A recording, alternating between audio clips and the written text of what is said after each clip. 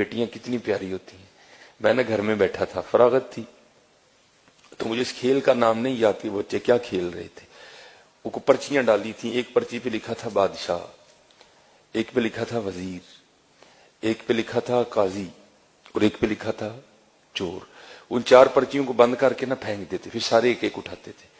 اب جس کے حصے میں بادشاہ کی پرچی آئی وہ بادشاہ بن گیا, جس کے حصے میں قاضی کی آئی وہ قاضی بن گیا, جس کے حصے میں وزیر کی آئی وہ وزیر, اور ایک کے حصے میں آنی ہے چور کی.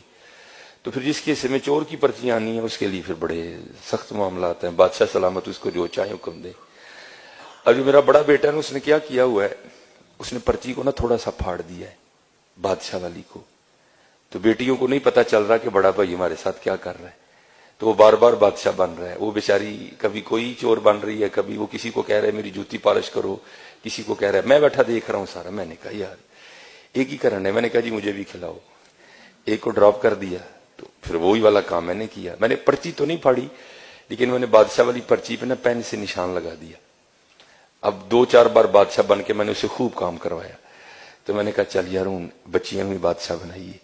تو میں نے اپنی بڑی بیٹی کو کہا کہ یہ جس پہ نشان لگا نا تو نے یہ پرچی اٹھانی ہے. اب بادشاہ والی اس نے اٹھا لی, تو میرے حصے میں آ گئی چور والی پرچی. اب سب نے بتانا تھا کہ کیا پرچی آئی ہے, تو سب نے بتایا. تو اینڈ پہ نا مجھے سارے کہتے ہیں جی بابا آپ کیا بنے ہیں.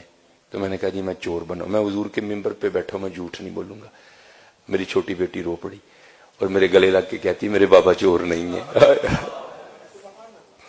میرے گلے لگ کے رو پڑی. خدا ممبر پہ بیٹھا ہوں حضور کے, میں جھوٹ نہیں بول رہا. حالانکہ میں ایسی باتیں نہیں سناتا, یہ آپ کی دلجوئی کے لیے سنا رہا ہوں کہ بیٹیوں کے لیے کبھی ایسا فکرہ نہیں بولنا. یہ رحمت ہوتی ہے.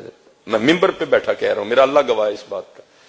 ہاں میں ایسی باتیں نہیں سناتا. وہ میرے ساتھ لگ کے نہ رو پڑی, حقیقتاً رو پڑی, اور کہتی میرے بابا چور نہیں ہے. یہ رحمت ہے. بیٹیوں سے محبت کرو.